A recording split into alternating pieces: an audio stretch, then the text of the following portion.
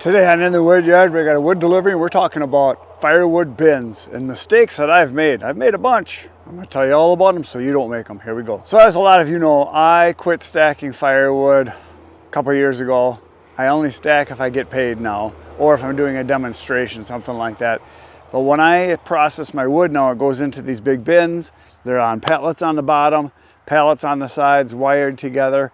And the wood is off the ground, it can breathe, the sun can hit it, the wind can hit it. It dries way faster like this than anything else I've ever done because I have ideal drying conditions here. Wide open spaces, no trees for hundreds of yards. It's always windy here, there's always a slight breeze. It gets a lot of sun, so it dries fantastic. But I have made some mistakes. I'm going to tell you all about them and things that I've done to make the bins better. So that's what we're going to talk about right now. First, we're going to talk about the first mistake that I made. This bin I made, and I think it's 12 by, what do we got here? 1, 2, 3, 4, 5, like 6 or 7 wide. And the first mistake, like I said, is that this is too wide. We have one, well, it's a horizontal, so really it'd be 2, 3, 4, 5, 6, 7, 8, 9, 10.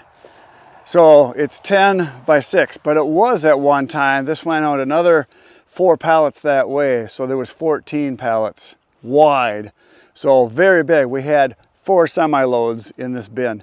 And it's not that the wood didn't dry. The wood dried really good in here. Like I said, I've got pallets on the bottom, so it's off the ground and the wind can hit it all the time. The biggest problem with this size of bin is access. It was hard to get enough stuff into the middle to heap it up because you want as much of a peak as possible so the water sheds off of it. Most of the really big firewood producers, the guys that are doing semi-loads a day, put everything in big cones, and as long as the cones don't touch and it can go all the way down to the ground, everything dries really good. Generally 6 months is what most of the people tell me. They have their wood in a pile, no matter what kind of wood it is, and then they sell it and it's below 20% moisture content. So by having this really big, the hard part was accessing it for me, because I would drive my trailer right up alongside the edge here and I would crawl inside, or I'd stand on the edge a lot of times and just chuck the wood in, or I would go up in there and then chuck it. Well, when you're over there another 10, 15 feet away and your trailer's over here, you got to throw all that stuff. So too wide was an issue. So that's something that I guess I would recommend, is not going any more than probably 4 pallets wide. 4 pallets wide on the bottom. If you've got 48 inches on each pallet, 4 feet, that's going to get you 16 feet across, 4 times 4. And if the middle pallet or 2 you've got raised up a little bit, it can get more air underneath it. So too wide was an issue basically when it comes to loading and unloading the wood from the bin. So that's something to kind of keep in mind, that you can go too big. Now this bin here is about ideal.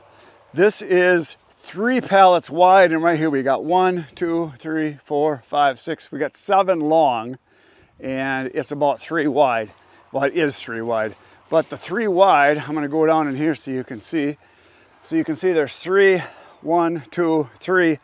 The bottom pallet is actually off the ground. So if you look right here, you can see this is an outside pallet, and then over here, this is an outside pallet right here. So right there's the corner, and then this space in between, you can see how high that is. It's a good 5-6 inches off the ground. And so we've got a pallet on one side, a pallet on the other side, and then the middle pallet sits on top of the middle of the 2 other pallets. And this seems to me to be just about ideal. This is what I would do probably from now on. I would go about 3 wide. That seems to be perfect. Not too wide, not too narrow. Too wide, I think you can do that, but I think 3 wide is like ideal. It's not too wide, not too narrow. And then you can go quite high. This is probably close to 10 feet high right here. I don't know if you can see how high that is up there. You can go pretty darn high. And I'll show you some other things about the construction of this that's better than any of the other bins that I built, because I've made advances. And I've also noticed a lot of you and a lot of people that have YouTube channels that have done the bin thing have come up with some really neat ideas. Some people are using IBC totes cut where they put them together to make a bin out of. Some people are doing pallets on the bottom and then doing T-posts around the outside with fencing around the inside of the T-post, so that they've basically got fencing instead of pallets. And that's fine if you've got fencing, but if you got to go buy it, I don't know, pallets work really good. It's a pretty solid structure. They're cheap. You can get them for free for the most part. But one of the things that I started doing all the time is I was going, originally I just did like one wire strand to hold the two pallets together, but now I do either 2 or 3 all the time, all 4 corners. So here's a corner, down here is a corner, and then down here is a corner. You can see it's a double wire wrapped on all 4 corners. Now, not only are the 4 corners attached on the sides, the bottoms are attached both here and here. You can see right here on this one, you can see where it goes around onto the actual pallet. If I go right there, you can see it's around, it's a double one. Right here is a double one on this pallet, a double one on this pallet. And down here you can see there's another double wire, and that seems to work really good. I'm going to go down here to the end. You can see this one here has got a double wire here, and then there's a double wire here, a double wire on the bottom holding that one, and here's just a single one on this one. I must have not had enough, but anyway, it's all tied together. And then the other thing that I started doing all the time was on the corners here is I'm taking a wire around the middle of the pallet here on this corner, and then going over to this one, and then there's a 45 across the middle here. So basically that's in the corner, and I did that on all the corners. The other thing that I do, as you can see right here, if you look, there's a wire right here. There's no tension on it because this particular wire is not being pushed out, but that runs down at an angle at a 45 down to the bottom pallet. I no longer run wires from the top across to the other side, because when you put all the wood on it, those will break, and then your sides blow out on you. I'll show you that right now, what can happen. So here's where we started. This particular bin, I had wires that went, this actually was a side at one time. These all got blown out. You can see here where the wires broke, here, and here, and down there's one, down there's one. There's one right here that was broke. This one right here is broke. And you can see the wire where it's hanging from the inside of the actual pile. Right there's a piece of wire, and there should be a piece, yeah, right here's another piece of wire. So these broke because they were singles. They went across from side to side, and I had so much weight in here with this oak that this whole side blew out on me. The good thing is, it wasn't a major tragedy other than just taking up more space. When the pallets came down, they're still attached to the bottom, because right here is where they're attached. Right here, they're attached to the next pallet. So they didn't shoot out at all. They just tipped over, and then all this wood was basically on top of the pallets. So still off the ground, like it is down here. You can see where the wood just laid on top of it. So this blew down. And again, not the end of the world. As long as your wood is off the ground, that's job 1 of your bin. Keep the wood off the ground. But by having those wires run from side to side across the top, all that weight on it, they did break, because I did pile this up pretty high. What's better now, I have found, is besides doing the 4 pieces on the bottom and the corners, all 4 corners to hold, is that I'm running 45s from the top or the middle down into the bottom bin, so that it's basically just off to the side, holds it really good, and I haven't had problems since I started doing that. So this bin right here is just 2 pallets wide, and then we went all the way down. But here, again, I didn't go really high with this one. You can see it did get a little wavy. I did have a wire. I think this one right here blew out, if I remember right. No, that's still connected. One right here blew out. This one broke. And that's why if you look at this from the side, it's supposed to be right here. So you can see how much that is leaned out, and because the wire broke. And again, because it was so much weight on the top. So the wires across the top are not necessarily the best. It's better to have the wires go at a 45 from about the middle here and then down into the middle of the pallet. And that way the weight is on the side, it's not on top. So you can see the difference that made right there. Here's another one that blew out on me not too long ago. What happened on this one is that I had too much wood in it. I had that stacked about 10 feet high. There was a lot of wood in it. This is all hard maple. And this whole side right here blew out, as you can see. And so I got to pick these up now. This all here all needs to be picked up and just thrown in so it's not laying on the ground. But there is a pallet underneath there that most of the wood is laying on. The pallet actually is right there. And it's only got just a few pieces right there's the pallet again too, you can see. So you just got to pick these up, throw them up on there, it'll be just fine. But too much wood is another problem. So besides being on some of the pallets too wide and too high with the stacking, there's too much wood. So what I try to do when I build a pallet bin is to put the better pallets on the ground. So the oak ones I try to put on the ground, try to not put any pine on the ground because that will rot faster. It's much better to have the oak pallets if you can get them. And another thing, like I said, is the wire. And for those of you that want to know about the wire, I'll go over here so I can show you here. This wire, all it is electric fence wire. It's 17 gauge. You can get a 1/4 mile of 17 gauge electric fence wire for about 20 bucks. I've now been buying it in 1/2 mile rolls. You get a 1/2 mile, cost about 40 bucks, something like that.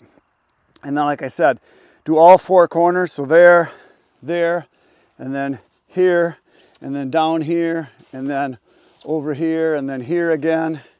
And then I've got it down here, and then here it's tied in, and then here this one's kind of cowled together. And here you can see this other side that blew out on me. It's just the opposite side, the whole side tipped down. So what happened was the middle wire that went from side to side, 2 of them broke and then both sides fell out. So again, I just got to pick up this little bit of stuff here because the pallets are on the ground, not the wood right here. So it's not an issue other than this stuff right here. I'll just have to chuck up in there. So another thing, like I said, is doing the 45s on the corners. So that helps a lot. And if you're going to do wires across the top, I highly recommend that you do 2 strands, not just 1. Like I did. And then the other thing is to stack your middle roll, like I mentioned, if you're doing 3 pallets wide, to have the middle one on top of the inside, the bottom 2 other pallets on the sides, and that will make a big difference. Another big thing that some people have told me that have tried pallets and they've failed in their opinion because they got some mold and the wood didn't dry as fast as they thought it was going to. I'm not saying that this is going to be, you know, absolutely perfect for every situation. It works here because it's wide open spaces. We've got literally hundreds of yards before there's any trees. So it gets wind here all the time. So I got ideal drying conditions. Some of the people that I've seen that have done bins and have had less than optimal results in their opinion, it's because they're in the woods. They've got trees all the way around them. So trees do 2 things. They block the sun, number 1. Number 2, they reduce the airflow. So not only big trees blocking and having shade from above is a bad thing when it comes to drying wood. If you've got big trees and you've got thick underbrush, understory in those woods, and your pallet bins are up against them, you're not going to get airflow. The airflow is going to be blocked. There are days when I'm at my other business working outside in the woods doing photography, because that's what I do for my main business, and there's no wind. I come out here in the afternoon or just an hour later, and it's like, holy smokes, there's a nice breeze here. And I go back there to do some work in the evening, and there's no wind again.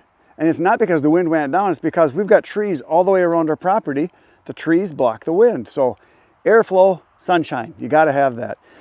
In my opinion, if you're going to do pallets or bins like this, what I would recommend doing is probably cutting down a whole bunch of trees and having as big and wide open an area as you can possibly find. So if you've got an area on your property for storing, you're going to want to look for something that's big and wide open, no trees, no shade.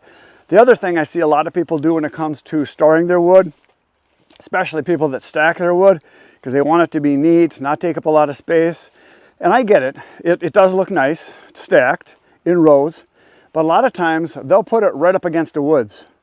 You know, they'll be right up against thick brush and, you know, tall trees, thick brush underneath. And what happens when you're up against the woods like that? Again, no airflow, no sunshine. And especially if you're stacking the wood. And I've explained this lots of times. If you're stacking your wood so that all the pieces are touching nice and tight, neatly stacked, tight, not enough room for a cat to get through, but enough room for a mouse to get through, as they say, you're going to have a lot less airflow, especially if you go 3, 4, 5, 6, 7 rows, 8 rows. I've seen people do that. That inner stuff is not going to dry very fast. That's why when you stack a full cord, If you're doing 16-inch pieces, the standard is 4 feet high, 4 feet wide, 8 feet long, 128 cubic feet. That middle row is still going to get some airflow from both ends, from your sides and your ends.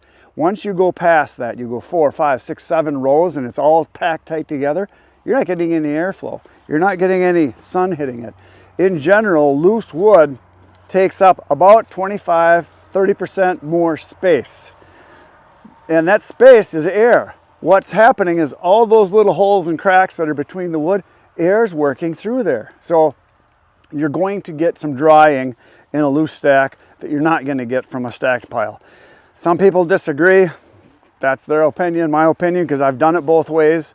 Thrown in piles, dries faster. So this one here is 1, 2, 3, 4, about 5 wide, which is about as wide as I care to go. And this one actually has 3 kinds of wood in it. Right here is all oak. This is all red oak. And then right here, there's a pallet, as you can see. And this pallet goes all the way across the other side. It's kind of buried in wood because some of it fell over. So all of this is red oak over here. And then over here, I have mixed hardwood. There's a bunch of different kinds. And way down in the end, I have some pine that is down there, some spruce and some red pine and some white pine. And I a lot of times will put similar kinds of wood in a bin because they're so different that I can tell the difference between them. So I'll put one kind of wood on one end, one kind of wood on the other end, and maybe another kind in the middle. But by putting the pallets in the middle, down through the middle section, I'm able to divide it off pretty much. And when I'm loading, I can tell what kind of wood is what. So that works pretty good. Now in this particular bin, this is all white oak all the way down to right here. This used to be white oak right down to the end where you see the divider, and it goes all the way that way. So the wood I put in here first was here, and I've sold a bunch of this. And then all of this was about a year old, but then right about here is where this year's wood started. So this has only been in here for about, I would say, a good 4 or 5 months now, and it's white oak, so it's going to take a while to dry yet. So all of this is the stuff I want to sell first. So you got to kind of remember with your bins what you put where, how long it's been there, that kind of thing. And I also moisture test it to find out how much moisture is in it. Now on this one here, I have a divider across the sides because this originally was the end of the bin right here. It goes down all the way down to there. And then I just added on going that way. So having a divider works really good. So then that was all white oak. All of this right here is all ash all the way down to, this is still ash, still ash, still ash, still ash, still lots of ash. We're gonna ash right down to here. And then right here, actually, right about here, I can see this is a divider right about here. This is a soft maple all the way through to right here. And then everything on this end is all locust. This is all honey locust in here, and that's what I got left for honey locust. So by putting those kinds next to each other, I kind of know, I can tell just by looking at this right from here, there's a little bit of ash in it, but mostly soft maple, silver maple, yellow maple, red maple, that's what's in there. And, or Norway maple, some people call it. And then all this is locust. Now there was a bunch of black locusts in here. I see there's still some right over there. And then there's a bunch of honey locusts. And then this big bin over here, this one is 5 pallets wide. This is mostly ash, a lot of mixed stuff. So there's gonna be some maple in here. There's gonna be some birch. There's gonna be elm. There's gonna be aspen. There's going to be, what else did I say is in here? Well, a little bit of apple, what I've seen in here. There might be, right here's a piece of honey locust. So once in a while you get a stick of something that normally I would put in a different area, but if there's one stick when I'm processing, it just goes in with the mixed hardwood. And this is stuff that a lot of people like because for campfire wood, fireplaces, this stuff is just excellent. And this pallet, it's got a little bit of sag going here. You can see where it kind of blew out a little bit. And these pallets and these bins have been used 3 times now. This has been filled 3 times, and the bottom is starting to get a little rotten, so this will probably be torn apart. I'll clean up all the debris, and then it'll be done, and then I'll build a different pallet bin, not here, somewhere else, and I'll have another bin. So this one is 1, 2, 3, 4, 5, 6, 7, 8. So it's 8 wide this way, and did I say 4 or 5? Got 1, 2, 3, 4, 5. So 8 by 5. This is a nice sized bin.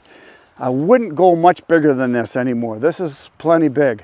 and I can get around it. I can load it up. What's nice also is that we originally had a bin right here.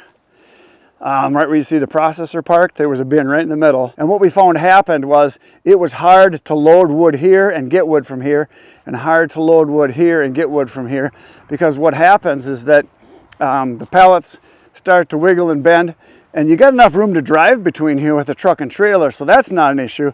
The issue is when it comes to loading it with the tractor, because you got to be able to turn into it and dump with the bucket, or even getting an elevator in the middle lane here was pretty tough. So 2 sets with enough room to drive between 2, and then a big space with enough room to not only drive between, but to turn around, run equipment, back a trailer in, all that kind of stuff. So set of 2, big space, set of 2, and the 2 have a smaller space between them. We're gonna go load some wood, and we're gonna go do a delivery.